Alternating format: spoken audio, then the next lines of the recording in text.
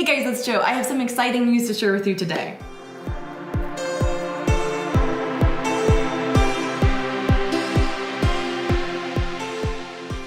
Hey guys, it's Jo. I just wanted to share some exciting news with you today. This will be a little bit of a shorter and more to the point video than usual. But a couple months ago, I was actually asked to write an article for greatest.com, which is a health and wellness blog. Really fantastic. You should check it out. It's kind of health and wellness for people who aren't into having, six packs and devoting their whole life to health and wellness. So it's a really great site. But I was asked to write about establishing healthy relationships after sexual assault. I'm married to an amazing man. Our marriage has taken work to get to the place that it is today. We spent 3 years dating, and that process was amazing, but it was really hard. By the time we got married, we worked through so much that marriage has just been awesome. But the years getting there were filled with a lot of difficulty, a lot of working through my trauma, a lot of working through our respective issues together. And I wanted to share with you just one piece, which you can also read in the article, but one piece of my journey and healing from sexual assault when it comes to relationships that really stood out in my life. For this article, I was able to interview 3 different people: Kristen Peruganog, who established Break the Silence Against Domestic Violence; Deanna Ward, who is an EMDR and domestic violence and trauma specialist, she's a therapist; and also Bill Bray, who is another therapist here who specializes in trauma. They had some amazing insights on healing and establishing healthy relationships. But something that Deanna said really stuck out to me. What she talked about was, when you are with the right person, they are not going to hold things against you, and how important communication is. I've talked in other videos about how when you've gone through trauma, specifically domestic violence and sexual assault, it often takes your voice. It makes it so it is really hard to feel like you have anything worth hearing, feel like you can even put anything into words. It makes communication really difficult. And I definitely noticed that when my relationship began to intensify with Brian, my husband. I had a really hard time being honest. I wasn't lying, it's just that I had a hard time saying what I meant. And so I would shut down or just be quiet or not say what I was really thinking, and that really stood in the way of developing, emotional intimacy.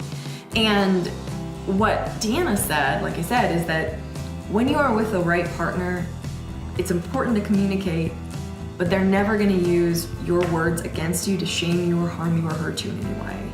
And that's true. And I did find that as our relationship continued to develop. I began to open up a little bit more. I began to be a little bit more brave, though it was one of the most terrifying experiences of my life to actually communicate honestly and openly. But when I did that, I realized he wasn't gonna use my words to hurt me.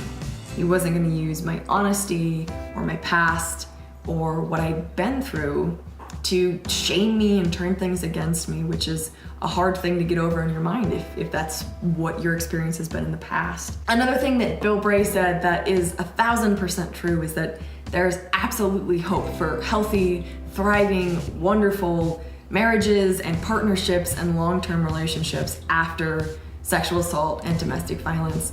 A lot of people, myself included, kind of think that it's off the table for them once it happens. Like, after you've been through something like that, who's gonna want you, or you could never actually have a great relationship, and those things really, really, really aren't true. I thought that from the moment it happened to me. I thought, oh my God, everything in me is broken and can never be fixed. No one's gonna want me. I don't even know if I want anyone or ever want to be touched by a human being ever again. But the awesome thing is that through support, through work, through maybe therapy, through all different kinds of means, we can heal. And especially when you're with a person who gets it, when you're with the right person, an understanding, compassionate human who will really listen to you, amazing things can happen and amazing relationships are possible. So I would really encourage you, if you are in that place in your mind of thinking it's not possible, to maybe combat that mindset, because it's not true, because it is possible. And I am living proof of that. We've been married only for 2.5 years now, but I have a relationship that I never thought was possible. Yes, we absolutely have issues arise, but when they arise, we're able to communicate about them because we put in the work of learning how to communicate. So if you feel like relationships are off the table for you, if that's something you even want in your life, I would really encourage you to challenge that thought in your mind, because it's not true. It really isn't. There are people out there who will understand. There are people out there who absolutely will love you. What happened to you does not define you, does not make you undesirable or unwanted. There are people who will want to be there for you and who will want to listen to you. And it's about finding the right person, someone who will not use things against you. And there are many people like that. And it is absolutely possible to have a thriving, wonderful, healthy, happy relationship. There are a lot of steps to get there, but they are worth taking, and there are a lot of resources to help you along the way. I've attached a link in this video description to the article if you want to check it out, as well as to some other resources. I am Jo Beckwith. This is Trauma Talk. If you've seen me before, you know what this channel is about, but I often talk about trauma and mental illness. So please subscribe if you would like to see more videos like this. If you've been through trauma, I would love to hear your thoughts on all of this. What do you think about relationships and about the prospects of a healthy relationship in your future? If that's something you're even interested in, does it feel attainable or does it feel out of reach? Let me know in the comments below. I would love to hear your thoughts. Please take care of yourself, and I will see you soon.